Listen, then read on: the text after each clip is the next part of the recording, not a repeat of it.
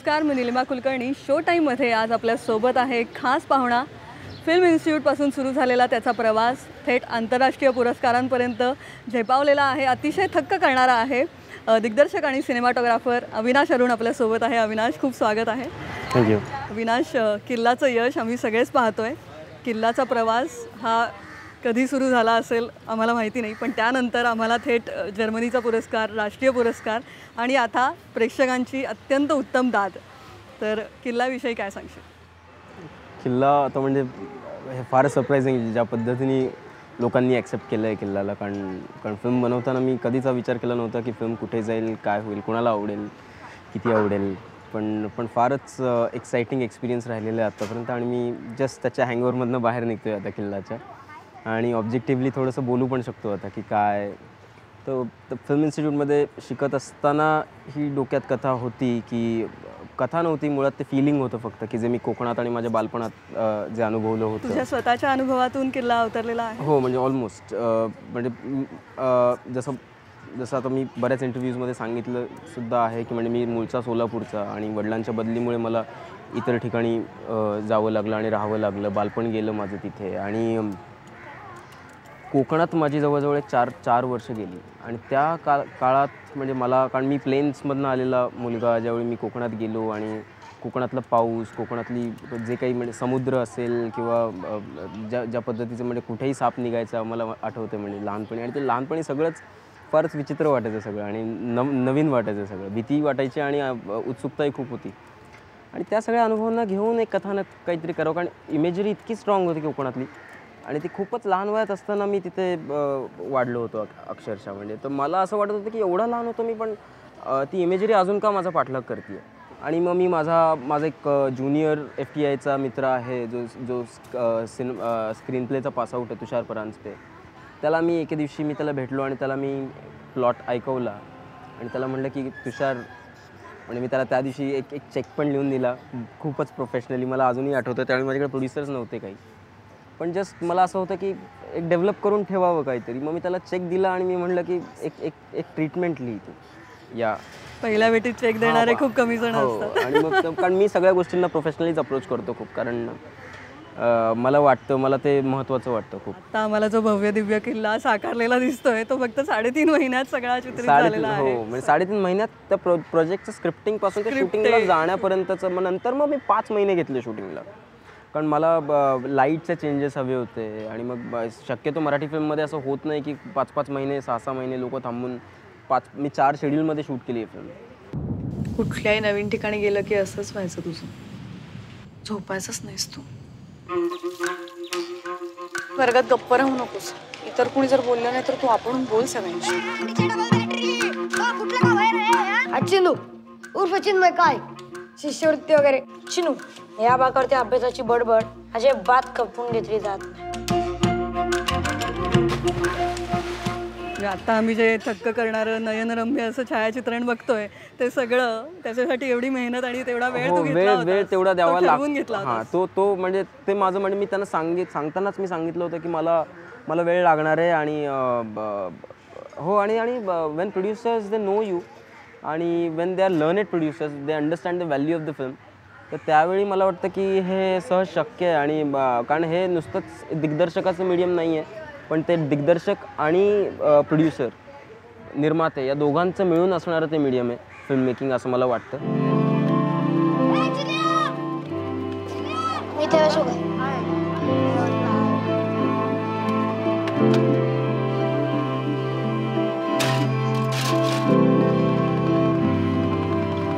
येतो का?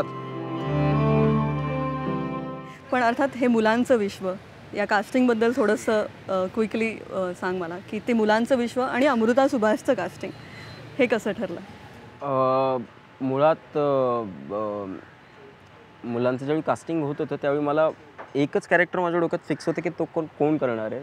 तो होता बंड्या, म्हणजे पार्थ. आणि पार्थबरोबर मी एक फिल्म शूट केली होती आधी, 20 म्हणजे 20 म्हणून. NFDCसाठी ती फिल्म रिलीज नाही झाली. तर त्याच्यात पार्थचे फक्त 2च सीन होते आणि एका सीनमध्ये त्याला फक्त रिॲक्शन द्यायची होती. आणि ती ज्यावेळी रिॲक्शन मी बघितली म्हणजे मला वाटलं की हा कोण आहे यार, म्हणजे भूतनाथ रिटर्न्स तेव्हा प्रदर्शित झाला होता की नव्हता? नाही, हे किल्लाच्या आधी, किल्ला बघून त्याला भूतनाथ रिटर्न्स मिळाले त्याला. म्हणजे किल्लाचा जो प्रोड्युसर आहे अजय राय, तो भूतनाथ रिटर्न्सचा एक्झिक्युटिव्ह प्रोड्युसर. आणि आता आम्ही त्याला भूतनाथ रिटर्न्सचा पार्ट भालेराव असं ओळखतो. हो, पण तो बंड्या खूप आधी तू हेरला होतास. हो, तर त्यामुळे म्हणजे नाही, पार्थ म्हणजे मला त्याला हेरायची गरजच नाही आहे, कारण फारच असं पार्थला कोणी रोखू शकत नाही, ते बघितलेलंच non stop, he is unstoppable definitely. तर पार्थ माझ्या मनात होताच. पण नंतर माझा कास्टिंग डायरेक्टर ओमकार बर्वे जो आहे, त्यांनी वेगवेगळ्या शाळेत जाऊन, सगळ्या पुण्यातल्या शाळा, मुंबईतल्या काही शाळा, असं सगळं मिळून त्यांनी मुलं गोळा केली आणि मग सारंग साठेंनी त्यांचं वर्कशॉप केलं आणि त्याच्यानंतर आम्ही काही मुलं निवडली. आणि मग त्याच दरम्यान मग उमेश मला म्हणाला, अरे अमृताला विचार. पण ज्यावेळी अमृताला मी एक कहाणी ऐकवली आणि तिचा ज्या पद्धतीचा रिस्पॉन्स होता आणि जी एनर्जी मला वाटली, ती मला इतकी सुंदर एनर्जी वाटली मला. तीच एक वेगळी अमृता आम्हाला पाहायला मिळाली. बाकीच्या सगळ्या सिनेमांपेक्षा एक वेगळी अमृता आम्हाला दिसली, एक वेगळी आई दिसली, जी अत्यंत समजूतदारपणे त्या मुलाशी तिचं नातं आहे. हे खूप वेगळं होतं आमच्यासाठी.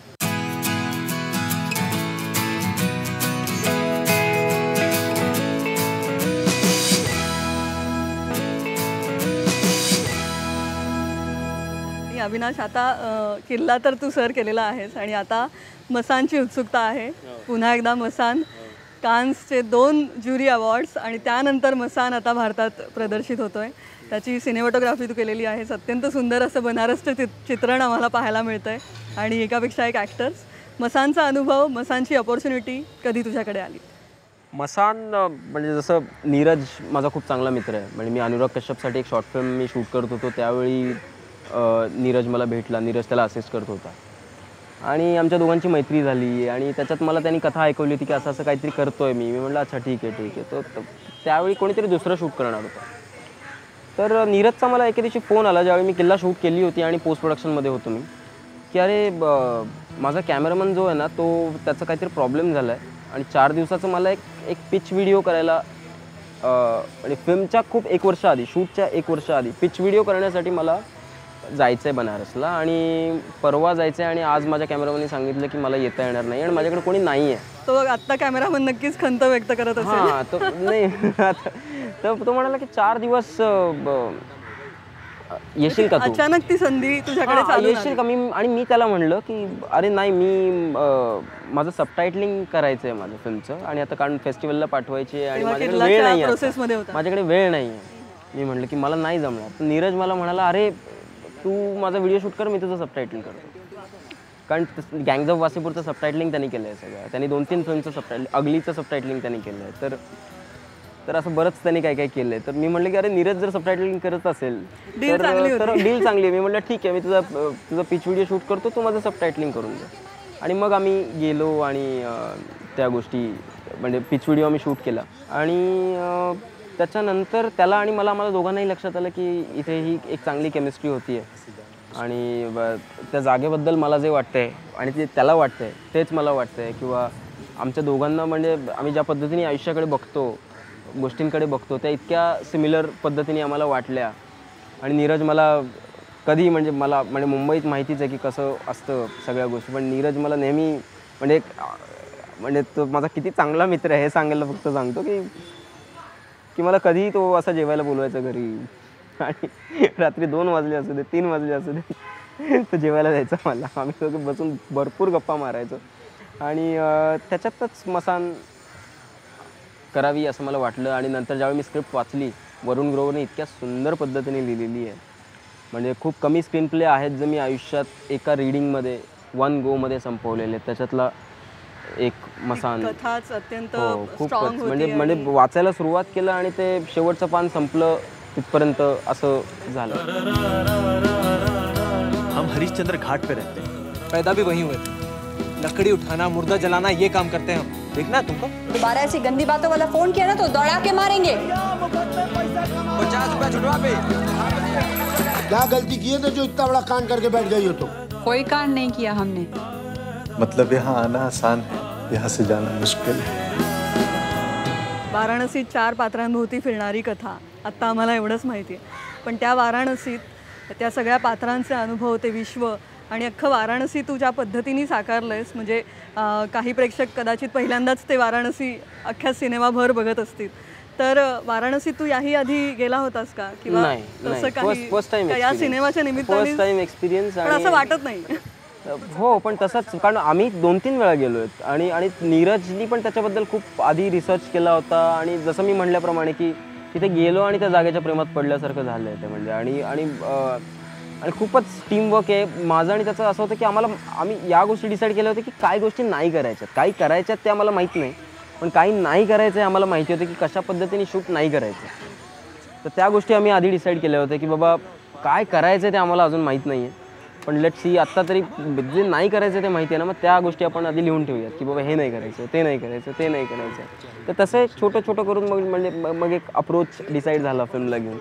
आणि तिथे गेल्यावर फारच इन्स्टिंक्टिव्हली गोष्टी झाल्या आणि खूपच मोठा टीम एफर्ट आहे, कारण अशा पद्धतीची फिल्म एकतर ते पण बनारससारख्या गजबजलेल्या शहरात आणि फारच तुटपुंज रिसोर्स, बजेट आणि इक्विपमेंट आणि सगळ्याच गोष्टी घेऊन अशा पद्धतीच्या विषयाला इतक्या साधेपणाने समोर आणायचा जो प्रयत्न आहे तर तो केला आहे. आणि शॉरली म्हणजे शूट करतानाच मला वाटलं होतं की डेफिनेटली फिल्म कानला जाऊ शकते, पण अवॉर्ड मिळणं एक खूप मोठा सरप्राईज होता.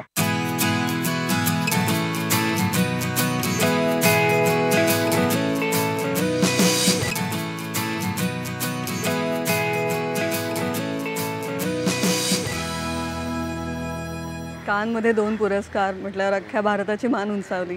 आणि कदाचित तेव्हा हे तुम्हाला कोणालाच माहिती नसेल, पण त्यानंतर तिकडचा तो प्रतिसाद होता तो कसा होता? पुरस्कार तर आहेतच, तिकडच्या प्रेक्षक वर्गाची दाद कशी होती? नाही, अनफॉर्च्युनेटली मी कानला नाही जाऊ शकलो कारण मी दृश्यम शूट करत होतो, तर त्यामुळे पण ज्या पद्धतीने मला नीरजनी आणि सगळ्यांनी सांगितलं की फारच ओव्हरवेल्मिंग रिस्पॉन्स होता आणि जवळजवळ 5-1 मिनटं अपलॉस चालू होता स्क्रीनिंग नंतर. आणि बऱ्याच म्हणजे इवन हॉलिवूड रिपोर्टर किंवा अशा ज्या काही व्हरायटी अशा ज्या सगळ्या काही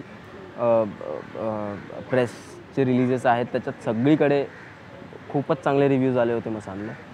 आणि रिचा चड्डा ज्या पद्धतीने अत्यंत स्ट्रॉंग ॲक्ट्रेस आहे ती आणि अत्यंत तिची चांगली कामं, आम्ही उत्तम कामं बघितलेली आहेत, पण मसानमध्ये ती देवी एका वेगळ्या अंगाने दिसते. अर्थात रिचा अभिनेत्री म्हणूनही इतकी सक्षम आहे, त्यामुळे तो अनुभव एक ॲक्टर समोर तितका स्ट्रॉंग असेल तर कदाचित जास्त सुंदर. या फिल्मच्या निमित्ताने म्हणजे इतक्या चांगल्या ॲक्टर्स बरोबर काम करायला मिळालं मला. म्हणजे संजय मिश्रा, म्हणजे संजयजींबद्दल काय बोलायचं, म्हणजे फारच गोड आणि फारच सुंदर माणूस आहे तो आणि साधू आहे.